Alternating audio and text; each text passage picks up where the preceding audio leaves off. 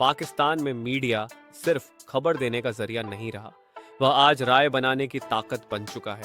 लेकिन सवाल यह है कि क्या यह राय तथ्यों पर आधारित होती है या हालात और सत्ता के मुताबिक बदलती रहती है।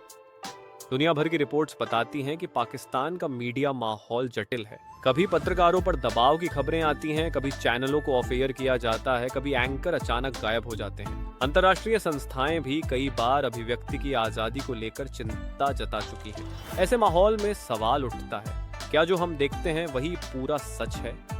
एक वक्त था जब अमेरिका के साथ रिश्तों को लेकर टीवी स्टूडियो में उत्साह दिखाया जाता था।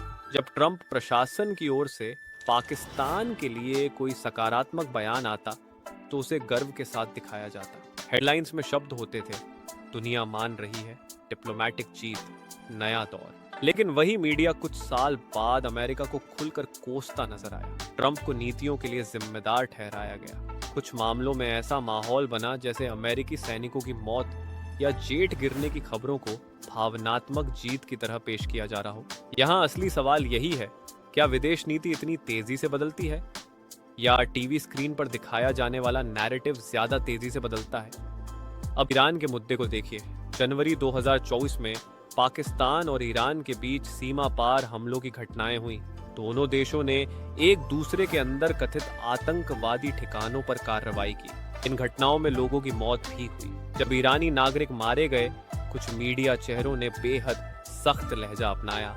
जहन्नुम वासिल जैसे शब्द इस्तेमाल हुए। यह भाषा सिर्फ रिपोर्टिंग नहीं थी बल्कि भावनात्मक निर्णय जैसा लगती थी। लेकिन जब अमेरिका ने ईरान से जुड़े लक्ष्यों पर कार्रवाई की तो कई जगह वही मौतें शहादत के रूप में पेश की गई। एक ही इंसान, एक ही मौत, लेकिन दर्जा बदल गया। क्या शहादत का दर्जा राजनीतिक रिश्तों के अनुसार तय होगा?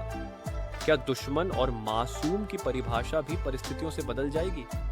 मीडिया और सियासत का रिश्ता भी चर्चा का विषय है। पाकिस्तान के इतिहास में कई बार सरकारों और मीडिया के बीच तनाव देखने को मिला है। कभी चैनलों पर प्रतिबंध, कभी लाइसेंस का दबाव, कभी विज्ञापन रोकने की रणनीति। जब सत्ता बदलती है तो अक्सर कवरेज का लहजा भी बदलता दिखाई देता है। जो कल आलोचना का निशाना था, आज उसके लिए नरमी दिखती है, और जो कल उम्मीद की किरण था, आज सवालों के घेरे में होता है। ऐसा लगता है जैसे न्यूज रूम में संपादकीय स्वतंत्रता से ज्यादा राजनीतिक समीकरण काम कर रहे हों। फिर आता है टीआरपी का खेल। पाकिस्तान में सैकड़ों न्यूज शो रोज प्रसारित होते हैं। प्राइम टाइम पर चीखते हुए डिबेट, एक दूसरे पर आरोप लगाते मेहमान और एंकर जो जज की तरह फैसले सुनाते नजर आते हैं। रिसर्च बताती है कि सनसनीखेज हेडलाइंस और भावनात्मक बहसें दर्शकों को स्क्रीन से जोड़े रखती हैं। लेकिन क्या इससे समझ बढ़ती है या सिर्फ उत्तेजना? जब हर मुद्दा ब्रेकिंग हो तो असली ब्रेकिंग क्या रह जाती है? जब हर बहस ऐतिहासिक हो तो इतिहास की असली अहमियत कहां जाती है? सबसे बड़ा असर आवाम पर पड़ता है। आम लोग जो टीवी और सोशल मीडिया से जानकारी लेते हैं, वे कंफ्यूज हो जाते हैं। एक दिन जो नायक होता है, अगले दिन वही खलनायक बन जाता है। जब आधा सच दिखाया जाता है, जब भावनाओं को तथ्य से ऊपर रखा जाता है, तो समाज में ध्रुवीकरण बढ़ता है, भरोसा टूटता है, और जब भरोसा टूटता है तो लोकतंत्र की बुनियाद कमजोर होती है। यह मानना जरूरी है कि मीडिया पर सवाल सिर्फ पाकिस्तान तक सीमित नहीं है।